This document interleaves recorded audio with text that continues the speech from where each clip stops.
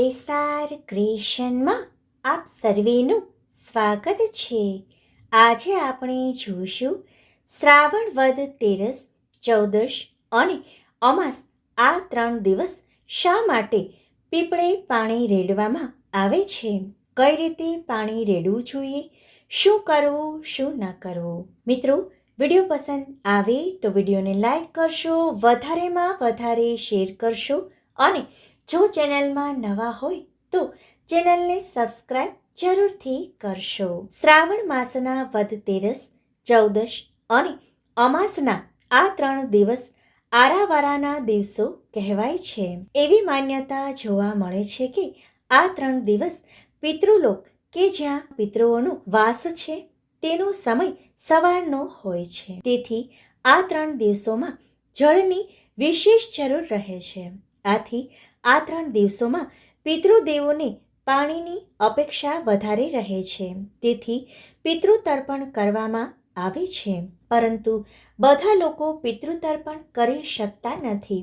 તેથી શ્રદ્ધાથી જો પીપળે શુદ્ધ જળમાં કાળા તલ, દૂધ, તુલસીપત્ર જો હોય તો ગંગાજળ આ બધું શુદ્ધ જળમાં પધરાવીને ગાગર અને કળશથી પીપળે પાણી રેડવું જોઈએ. ગાગર અને કળશના મુખ પર સૂતર વીંટાળવું જોઈએ.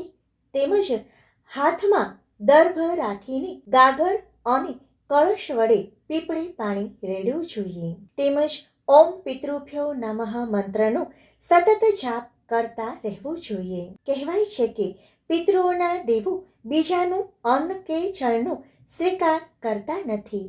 તેથી પોતાના વંશજો દ્વારા પ્રાપ્ત અન્ન અને જળનો સ્વીકાર કરે છે. તેથી આ 3 દિવસોમાં પીપળે પાણી રેડીને તેને તૃપ્ત કરવામાં આવે છે. ભાદરવા મહિનામાં બ્રાહ્મણ, બેન દીકરી, ભાણેજ વગેરેને સપરિવાર ભોજન કરાવવાથી પિતૃઓ તૃપ્ત થાય છે. આ અન્ન પિતૃઓને પરોક્ષપણે મળે છે. પરોક્ષ કામાહી દેવાહા. કહેવાય છે કે શ્રાવણ વદ તેરસ, ચૌદશ અને અમાસ આમ 3 દિવસ સુધી પાણી રેડવાથી પિતૃદોષનું આપોઆપ શમન થઈ જાય છે. આમ પિતૃઓને શ્રદ્ધાપૂર્વક પિતૃતર્પણ કરવાથી પિતૃઓ ખુશ થાય છે અને આશીર્વાદ આપે છે. તેમજ આ દિવસોમાં માનસિક સંતુલન જાળવવું, કોઈની સાથે ઝઘડો કરવો નહીં અને શક્ય હોય તો બ્રાહ્મણોને જમાડવા, ગરીબોને જમાડવા તેમજ યથાશક્તિ તેમને દાન કરવું જોઈએ. આ સાથે સાથે ભગવાન શિવના મંદિરે જઈને ભગવાન શિવને શુદ્ધ જળમાં થોડું ગંગાજળ ઉમેરીને શુદ્ધ જળ ભગવાન શંકરને અર્પણ કરવું, કાચું દૂધ અર્પણ કરવું, ઘી તેમજ મધનો અભિષેક કરવો જોઈએ. શુક્રવારના દિવસે ભગવાન શિવને દહીં અર્પણ કરવું જોઈએ. તેનાથી પણ સુખ સમૃદ્ધિમાં વધારો થાય છે.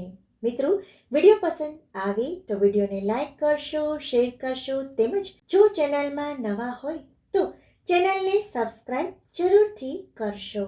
આભાર.